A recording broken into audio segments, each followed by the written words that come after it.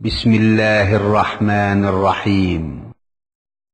إن أول بيت وضع للناس للذي ببكة مباركا وهدى للعالمين فيه آيات بينات مقام إبراهيم ومن دخله كان آمنا ولله على الناس حج البيت من استطاع إليه سبيلا ومن كفر فإن الله غني عن العالمين.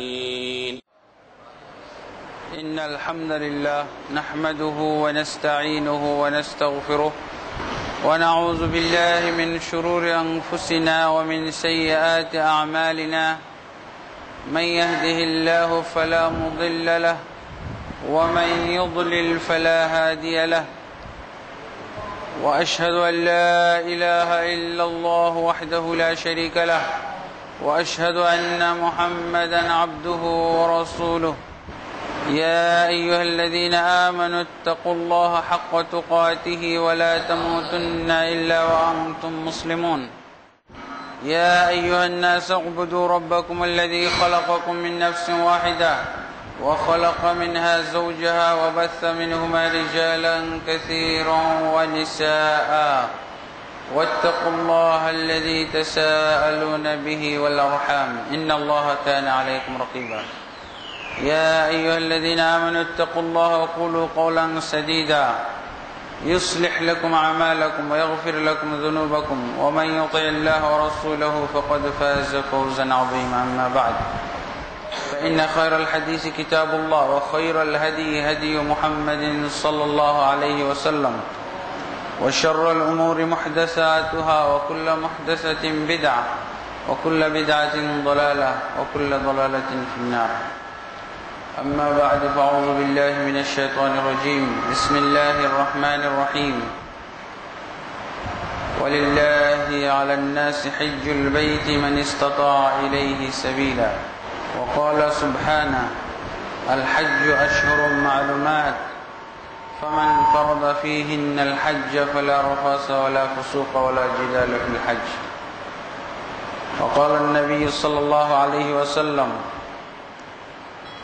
من حج لله فلم يرفث ولم يفسق رجع كيوم ولدته أمه. وقال النبي صلى الله عليه وسلم الحج المبرور ليس له جزاء إلا الجنة. আলহামদুলিল্লাহ, আজকে আমরা ইসলামের অত্যন্ত গুরুত্বপূর্ণ একটি ফরজ, ইসলামের একটি রুকন, পঞ্চম রুকন হজ সম্পর্কে আমরা জ্ঞান লাভ করতে যাচ্ছি। হজ সম্পর্কে আমরা আজকে প্রশিক্ষণের জন্য এই আয়োজন করেছি। আল্লাহ তাবারক ওয়া তাআলা যারা এই হজের উপযুক্ত হয়েছে তাদের সকলকে তাড়াতাড়ি হজে নিয়ে যাওয়ার ব্যবস্থা করুক, তাদের সকলকে তাড়াতাড়ি তার গৃহ বাইতুল্লাহ জিয়ারত করার তৌফিক দান করুক, আল্লাহুম্মা আমিন। তো আমরা হজ প্রশিক্ষণের এই অনুষ্ঠানে আমরা আমাদের আলোচনাকে দুই ভাগে বিভক্ত করব। প্রথমত হজের আনুষঙ্গিক আলোচনা, এরপরে ডাইরেক্ট হজের প্রশিক্ষণমূলক আলোচনা করব ইনশাআল্লাহ। আমরা হজের আনুষঙ্গিক আলোচনার ভিতরে যে কথাগুলো বলবো অত্যন্ত গুরুত্বপূর্ণ কথা, এগুলো সকল মুসলিম ব্যক্তির জানা, বুঝা এবং আমল করা প্রয়োজন। আমরা সকলেই একটা বিষয় জানি যে ইসলামের রুকন, ইসলামের মৌলিক ফরজ হলো 5টি, আর এই 5টি ফরজ বা রুকন আমরা এক নিঃশ্বাসে কয়েকবার বলতে পারি, কালেমা, নামাজ, রোজা, হজ, যাকাত। কিন্তু আসলে এভাবে কিন্তু ফরজ হয় নাই। যেমন ভাবে 30 পারা কোরআন দীর্ঘ 23 বছরে ফরজ হয়েছিল, ইসলামের 5টি রুকুন এভাবে দীর্ঘ 23 বছরে ফরজ হয়েছে, একদিনের নয়। এবং এইভাবে গ্যাপ দিয়ে দিয়ে ফরজ করার উদ্দেশ্য হলো যাতে করে একটা রুকুনের উপরে পূর্ণ জ্ঞান হওয়ার পর পরবর্তী রুকুন আমরা জানতে পারি। কিন্তু যখন ফরজ হয়ে গেছে এরপরে আর এভাবে আমরা গ্যাপ দিয়ে দিয়ে জানার কোনো সুযোগ নেই। এখন আমরা একসাথে এগুলোর জ্ঞান লাভ করব এবং যার উপরে যখন যেটা ফরজ হয় তখন সেটা আমাদেরকে পালন করতে হবে। তা আমরা হাদিসের দৃষ্টিতে এবং এই 5টি রুকুন দীর্ঘ 23 বছরে যে ফরজ হয়েছে, এই ফরজ হওয়ার যে ইতিহাস এবং সিরিয়াল, এখান থেকে আমরা জানতে পারি হজ হলো 5ম ফরজ, 5ম রুকুন। এই 5ম হওয়ার একটা কিন্তু দর্শন বা মর্ম আছে, সেটা হলো এই যে 5মটি তাদের উপরে ফরজ যারা এর আগের 4টি ফরজ আদায় করেছে। 5ম ফরজ তাদের জন্যই, এটা হজ হলো 5ম ফরজ। এটা কেবলমাত্র ওরাই আদায় করবে যারা মুসলিম পরিচয় দিয়ে এই 4টি আমল বা এই 4টি ফরজ আদায় করে। যারা এই 4টি আদায় করে না তাদের জন্য শুধু এই 5মটি ফরজ আদায় করার কোনো যৌক্তিকতা নাই এবং আল্লাহর কাছে এর কোনো গ্রহণযোগ্যতাও নাই। এই ইলমগুলো আমাদের থাকতে হবে।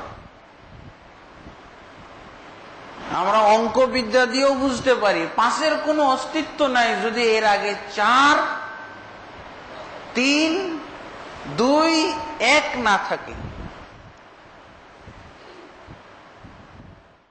যখনই আপনি কাউকে 5 দিচ্ছেন তার মানে 1ও দিয়েছেন, 2ও দিয়েছেন, 3ও দিয়েছেন, 4ও দিয়েছেন, তাহলে 5 দেওয়া হয়েছে। তা আল্লাহর জন্য যে 5ম আপনি ইবাদত পালন করছেন, 5ম রুকুন আদায় করছেন, ওই ব্যক্তিকে এরকম উপযুক্ত হবে যে এর আগে সে আল্লাহকে 4র্থ রুকুনটাও দিয়েছে এবং 3য়টাও, দ্বিতীয়টা, প্রথমটা হলো কালেমা। কালেমার মর্ম কথা হলো এই যে আমি এক আল্লাহর তাওহীদ বুঝে তাওহীদ আমার জীবনে বাস্তবায়ন করব।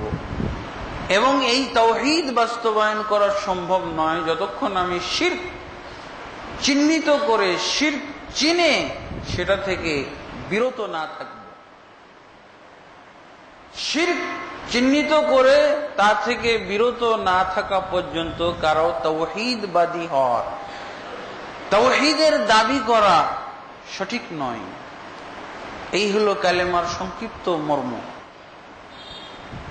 কোন কোন হাদিসে আমরা পাই কালেমার পরিবর্তে ইবাদতের কথা পাই। আল্লাহর রাসূল সাল্লাল্লাহু আলাইহি ওয়াসাল্লাম বলছেন আনতা আবুদুল্লাহ ওয়া লা তুশরিক বিহি শাইআ, তুমি আল্লাহর ইবাদত করবে, তার সাথে কাউকে শরীক করবে না। এটাই হলো কালেমা, এই হলো কালেমার মর্ম কথা। তারপরে কালেমা আমি বুঝলাম, এখন কি করতে হবে? এখন দ্বিতীয় রুকুন, আর দ্বিতীয় রুকুনটা হলো সালাত। সালাতের মর্ম হলো 5 ওয়াক্ত সালাত যে ব্যক্তি রাসূল সাল্লাল্লাহু আলাইহি ওয়াসাল্লামের নিয়ম অনুযায়ী পালন করে, এই ব্যক্তি হলো সালাত আদায়কারী মুসল্লি, যার উপরে পরবর্তীতে হজ ফরজ।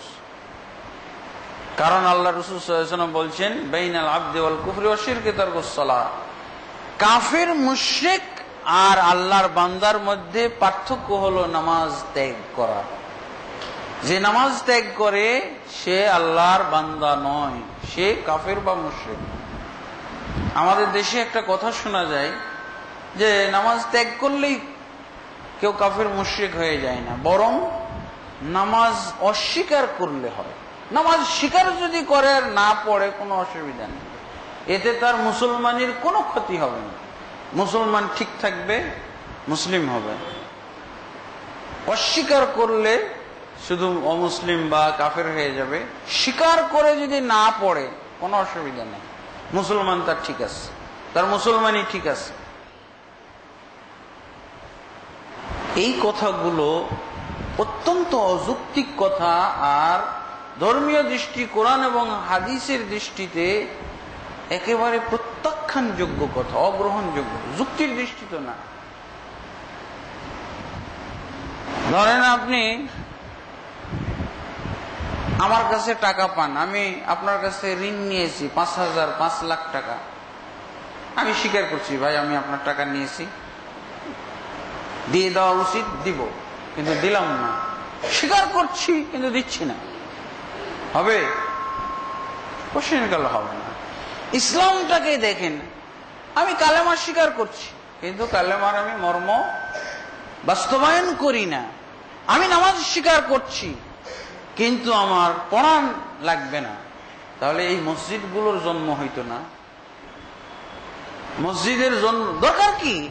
স্বীকার করলেই যদি হয় তাহলে এই জামাতেরও দরকার ছিল না, ইমামেরও দরকার ছিল না। মসজিদে নববী এরকম কোন সাহাবী খুঁজে পাওয়া যায় নাই যারা শুধু নামাজ স্বীকার করত কিন্তু পড়তো না। এগুলো হলো আমাদের আবিষ্কার। এখন আপনি একটু চিন্তা করে দেখেন তো, ইসলাম কি বাস্তব বাস্তব জমিনে, বাস্তব ক্ষেত্রে পাওয়া যাবে? চেহারা স্বীকার করি শুধু, তাহলে তো ইসলাম মানে অন্তরে অন্তরে থেকে যাওয়ার বিষয় একটা। কালেমাও অন্তরে থাকবে, নামাজও অন্তরে থাকবে, যাকাতও অন্তরের ভিতরে থাকবে, স্বীকারোক্তির মধ্যেই সীমাবদ্ধ থাকবে। আমার রোজাটাও স্বীকারোক্তির মধ্যে থাকবে, হজও তো এরকমই হইতে পারে, স্বীকারোক্তি, আমি স্বীকার করি কিন্তু বাস্তবায়ন করি না। আল্লাহ রাসূল সাল্লাল্লাহু আলাইহি ওয়াসাল্লামের হাদিসগুলো বলছে কি, ছেড়ে দেওয়ার ব্যাপারটা, ছেড়ে দেওয়া আর অস্বীকারের ব্যাপার। আরো কোন হাদিসে পাওয়া যায় মুতাআম্মিদান, মান তারাকাস সালাতা মুতাআম্মিদান, এইভাবে শব্দ পাওয়া যায় যে ইচ্ছাকৃত ভাবে নামাজ ছেড়ে দিলে। তো ইচ্ছাকৃত নামাজ ছেড়ে দেওয়ার তো অনেক অবস্থা। আমি আড্ডা মারতেছি, ইচ্ছাকৃত নামাজ ছেড়ে দেওয়া। আমি দোকানে ক্রয় বিক্রয় করতেছি, আজান শুনতেছি, জামাত হচ্ছে আর আমি বসে আছি, এটাও ইচ্ছাকৃত ছেড়ে দেওয়া। আমি গল্প গুজবে ব্যস্ত আছি, আজান শুনছি, তারপরেও আমি নামাজ পড়তেছি না, এটাও ইচ্ছাকৃত ছেড়ে দেওয়া। ইচ্ছাকৃত নয় এরকম মাত্র দুইটা অবস্থা আছে। অনিচ্ছাকৃত ছেড়ে দেওয়ার মাত্র দুইটা অবস্থা, একটা হলো পাগল আর একটা হলো ঘুমন্ত ব্যক্তি। পাগল ব্যক্তি, ওর তো নামাজই নাই, যতদিন পাগল থাকবে একটা রুকনও তার পালন করতে হবে না। যাকাতের ব্যাপারে করা হয়েছে, তার যদি সম্পদ থাকে, তার যারা অভিভাবক তারা আদায় করবে, কিন্তু অন্য ইবাদত একটাও করতে হবে না, করলেও এটা শুদ্ধ হবে না, করানো যাবেও না। আর ঘুমন্ত ব্যক্তি, সে যতক্ষণ ঘুমিয়েছিল ততক্ষণ সে আওতামুক্ত ছিল শরীয়তের। যখনই সে ঘুম থেকে জাগবে, নামাজ যদি এর ভিতরে চলে যেয়ে থাকে কোনো ওয়াক্ত, তাহলে যখনই সে ঘুম থেকে জাগবে তখনই পড়বে, ওইটাই তার টাইম, ওইটাই ওয়াক্ত। ফজরের ওয়াক্ত বেলা 10টার সময় হয়ে উঠেছে, কিন্তু ঘুমটা যেন প্রকৃত পক্ষেই হয়। সে এরকম নিয়ত করেই ঘুমিয়েছে 10টায় উঠবো, অ্যালার্ম দিয়েছে ঘড়িতে ওইভাবে, এটা ইচ্ছাকৃতই ছাড়া। কিন্তু আসলে আয়োজন ছিল, প্রস্তুতি ছিল, ইচ্ছা ছিল যে টাইম মতোই উঠবে, কিন্তু উঠতে পারেনি যে কোনো কারণে, তার ঘুমটা এরকম লম্বা হয়ে গেছে 10টা পর্যন্ত। তাহলে যখন জাগবে ওই ফজরের ওয়াক্ত ওইটাই। যদি দেরি করে তখন কাজা হবে, আর যদি দেরি না করে তখনই পড়ে তাহলে কাজা নয়, ওয়াক্ত মোতাবেকই পড়লো।